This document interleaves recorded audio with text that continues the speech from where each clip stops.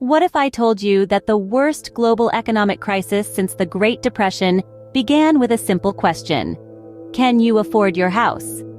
Sounds harmless, doesn't it? But let's rewind to the early 2000s, when the dream of homeownership was being sold to millions of Americans. The housing market was booming, and banks were more than happy to lend to anyone who wanted to partake in this American dream. But herein lay the problem. Banks, in their eagerness to capitalize on this boom, started lending to people known as subprime borrowers. These were individuals with low credit scores, unstable incomes, and frankly, a higher risk of defaulting on their loans. Despite this, they were given mortgages they could barely afford, all in the name of fueling the housing market. As more and more subprime borrowers defaulted on their loans, the cracks in this seemingly perfect system started to appear. Banks and financial institutions, who had bundled these risky mortgages and sold them as safe investments, suddenly found themselves on shaky ground. The housing bubble that had inflated over the years was about to burst. And burst it did in 2008, triggering a domino effect that reverberated around the world. Financial institutions crumbled, markets plummeted, and economies fell into recession. The subprime mortgage crisis had spiraled into a full-blown economic collapse. But the question remains, how could a problem that started in the American housing market lead to a global financial meltdown? The answer lies in the interconnectedness of our global economy. When one card in the house falls, it threatens to bring down the entire structure. And in 2008, that's exactly what happened. The fallout was immense.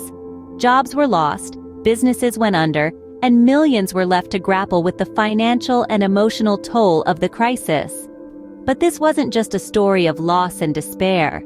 It was also a story of resilience, of lessons learned, and of the steps taken to prevent such a catastrophe from happening again. It was a house of cards that was waiting to fall, and when it did, it brought the world economy down with it. As the housing market crashed, the effects rippled through the global economy, causing a widespread financial crisis. We begin our story in the heart of Wall Street, in the year 2008. Lehman Brothers, a titan of the financial world, found itself teetering on the edge of bankruptcy. A 200-year-old institution, once synonymous with trust and stability, was now a symbol of a system gone horribly wrong. The collapse of Lehman Brothers on September 15th was a shockwave that sent tremors around the globe. But the fall of Lehman Brothers was just the beginning. The ripples of this event reached far and wide, shaking the very foundations of global finance. Stock markets worldwide began to plummet. Investors watched in horror as their portfolios shrank and their dreams of financial security vanished into thin air. The Dow Jones Industrial Average, a barometer of the U.S. economy, plunged by more than 500 points in a single day on September 29th. As the stock market crashed, the effects were felt far beyond Wall Street. Businesses went under, unemployment soared, and people lost their homes. The world economy was spiraling into a recession. The banking sector was hit particularly hard. Banks had bet big on the housing market, and when it crashed, they were left holding worthless assets. This led to a credit crunch, with banks unwilling or unable to lend money. This lack of credit further strangled the economy, leading to more business failures and job losses. In less than a year, the global economy had gone from relative stability to the brink of disaster. The world was in the grip of the worst financial crisis since the Great Depression of the 1930s. Governments around the world scrambled to respond. Some chose to bail out their banks, while others let them fail. The decisions made in these desperate times would have far-reaching consequences, shaping the world economy for years to come. The world was on the brink of an economic abyss, with no clear path out. In every crisis, there are those who suffer, and there are those who seize the opportunity to profit. As the economic collapse of 2008 unfolded, the divide between winners and losers became increasingly stark. On one side of the coin were the homeowners and workers who bore the brunt of the crisis. Millions of homeowners found themselves underwater on their mortgages, their homes worth less than what they owed. Unemployment skyrocketed as companies struggled to stay afloat, with many workers losing their jobs and their livelihoods seemingly overnight. On the other side of the coin were those who managed to turn a profit from the crisis. Some hedge funds, for instance, saw the collapse coming and bet against the housing market. As the market crumbled, these funds reaped enormous profits. One notable example is the hedge fund manager John Paulson, who made a fortune by short-selling subprime mortgages. Banks and financial institutions, too, found ways to profit. While many banks were on the brink of collapse, some used the crisis to consolidate their power and increase their market share.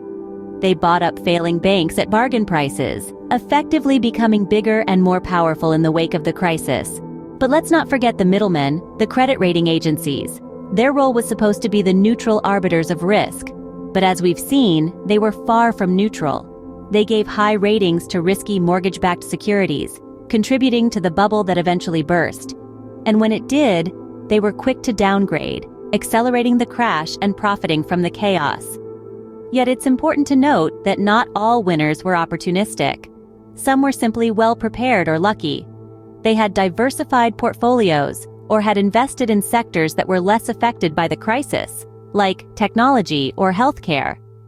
The crisis had created a stark divide between the winners and the losers. But it also served as a stark reminder of the fragility of our economic system and the need for greater transparency and accountability in the future. With the world economy in freefall, governments and central banks stepped in to stop the bleeding.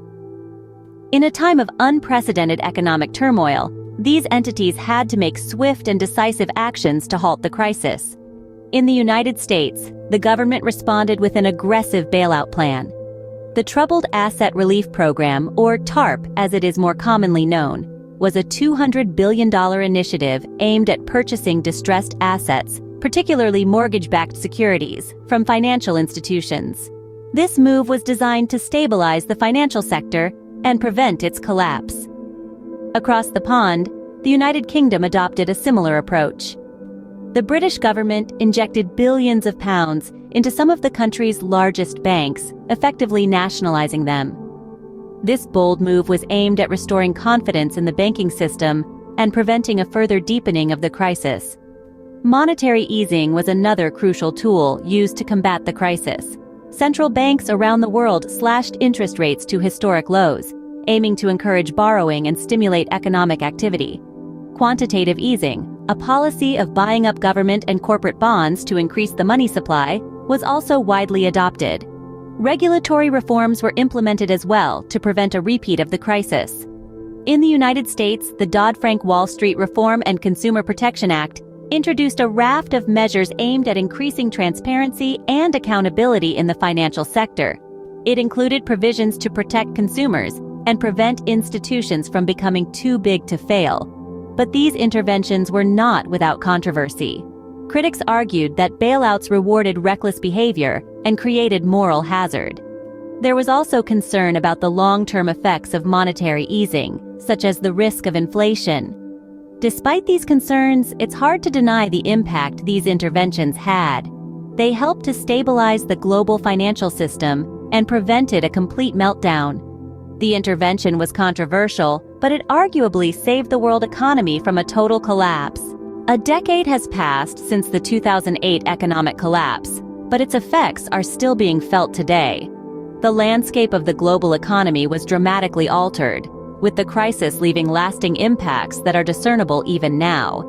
One of the most significant effects was the exacerbation of income inequality. The rich grew richer, capitalizing on opportunities presented by the crisis, while the poor, who were hardest hit, struggled to recover. A widening chasm between the haves and the have-nots became a stark reality, a grim testament to the aftermath of the economic downturn. On the regulatory front, changes were swift and significant. Governments worldwide enacted stricter financial regulations in an effort to prevent a similar catastrophe. The Dodd-Frank Act in the United States, for instance, imposed new restrictions on banks and created agencies to protect consumers. These measures, while not without controversy, represented an attempt to fortify the financial system against future shocks. But could such a crisis happen again? It's a question that haunts economists and policymakers alike. Strides have been made in risk management and financial regulation, certainly. Yet, the global economy retains its inherent unpredictability. Complacency, as history has taught us, can be our worst enemy. The most affected companies by the collapse, particularly in the financial sector, have had to adapt to a new normal.